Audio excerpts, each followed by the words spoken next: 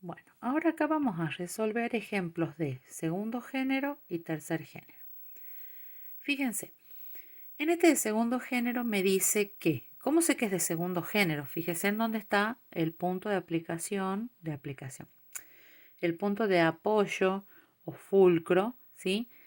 Y que la resistencia está entre la fuerza y el punto de apoyo. Este ejemplo era muy común, que es la carretilla, donde ustedes levantan de acá la carretilla, este vendría a ser la rueda de la carretilla y acá iría la carga, ¿sí? Dentro de la carretilla. En este caso me dice que las resistencias son 3000 newton. Entonces acá vamos a poner 3000 newton es la resistencia. Que el brazo de fuerza es 1,5 metros, o sea que la distancia entre este punto donde yo realizo la fuerza y el fulcro hasta acá, este sería mi brazo de fuerza, es de 1,5 metros. Y que mi brazo de resistencia son 25 centímetros, o sea, desde mi punto o fulcro hasta la resistencia, hasta aquí, mi brazo de resistencia es 25 centímetros. Fíjense una cosa, los dos brazos tienen distintas unidades, o sea, uno está en metros y el otro está en centímetros. Recuerden que los dos tienen que tener las mismas unidades para poder resolver el problema. Bien, veamos cómo era la ecuación. Era fuerza por brazo de fuerza igual a resistencia por brazo de resistencia. Entonces, veamos cuáles son los datos que tenemos. ¿Tenemos resistencia? Sí. ¿Tenemos brazo de resistencia? Sí. ¿Tenemos brazo de fuerza? Sí. ¿Cuál es el único dato que no conocemos? La fuerza, ¿sí?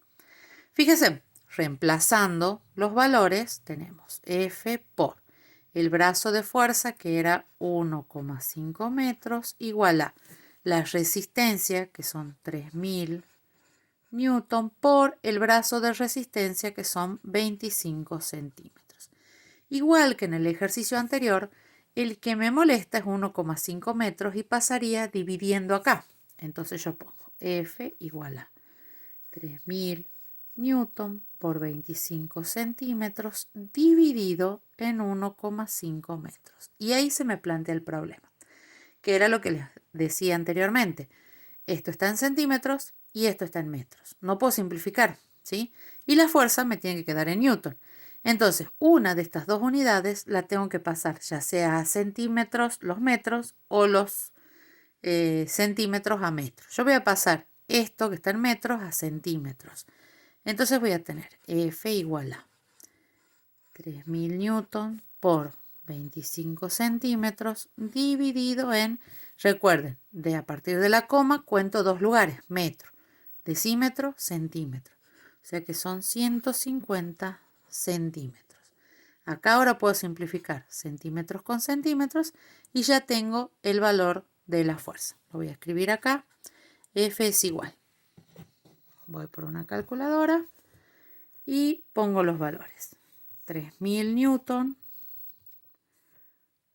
por, no sé si se ve ahí está, 3000 newton por 25, a ver, ahí se ve mejor, igual, dividido en 150, igual, me da 500, ¿sí? Entonces, las fuerzas son 500 newton, ¿sí? Y ahí termina el ejercicio de la palanca de segundo género. Vamos a la de tercer género. En la de tercer género volvemos a escribir la fórmula. Esto ya le voy a hacer una línea acá para separar, que lo de arriba era de segundo género y lo que está acá abajo va a ser lo de tercer género. Recuerden que la de tercer género, el fulcro estaba de este lado, la fuerza está entre el fulcro y la resistencia, y ahora acá me da cuáles son los datos. Nuevamente me pide cuánto vale la fuerza. Me da el valor de la resistencia de 80 newton. Me dice que el brazo de fuerza es 20 centímetros. A ver, lo vamos a hacer con otro color. O sea que desde el fulcro a la fuerza, este es el brazo de fuerza, son 20 centímetros. Y me dice que la longitud total de la barra, de acá hasta acá, es de 1,80 metros. ¿Y qué va a ser toda esa longitud total? Y fíjense que es el brazo de resistencia, porque es toda la longitud, desde el punto o fulcro hasta la resistencia. O sea que este es mi valor del brazo de resistencia, ¿sí? Acá yo puse como, ¿quién es el brazo de resistencia?